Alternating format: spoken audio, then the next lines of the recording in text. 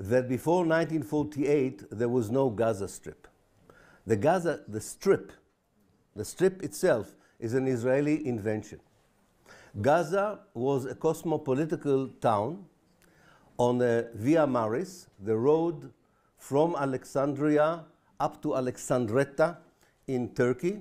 And because it was the main road on the sea, many people from different countries and cultures passed through Gaza and left an impact that turned it into one of the most cosmopolitical towns before 1948.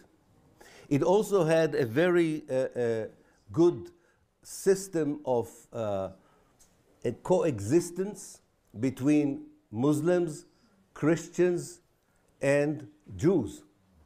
Just recently, a friend of ours found an interesting declaration in 1905 by the three heads of the religions in the city of Gaza,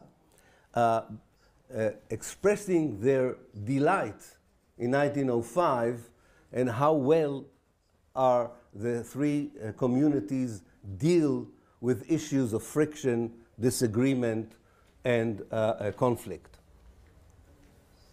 Israel created the Gaza Strip because, unlike other places into which it could push the many Palestinians it expelled during the Nakba, during the 1948 catastrophe, unlike other countries such as Lebanon, Syria, and Jordan, that were willing to receive the hundreds of thousands of Palestinians that Israel expelled, Egypt closed its border.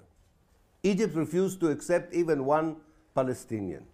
And because of that, the leader of Israel, the great architect of the ethnic cleansing of 1948, David Ben-Gurion, who ashamedly has a boulevard named after him in Paris, is a war criminal.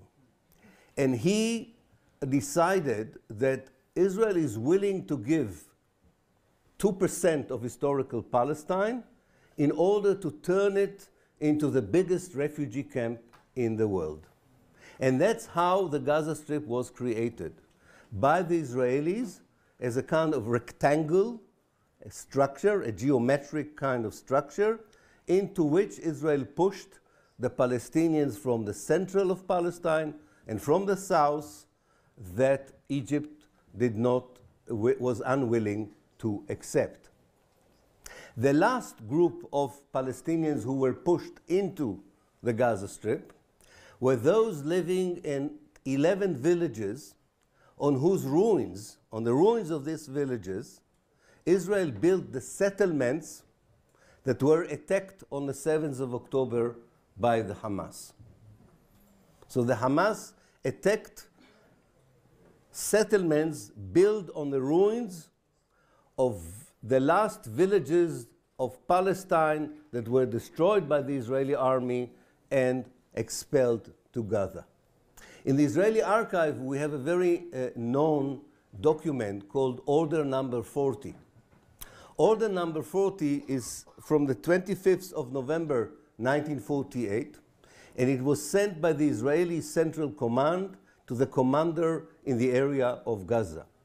And it has the name of the 11 villages, and the order says, and I quote literally what the order says: occupy the village, expel all the people to Gaza, burn the houses, and demolish the stone houses.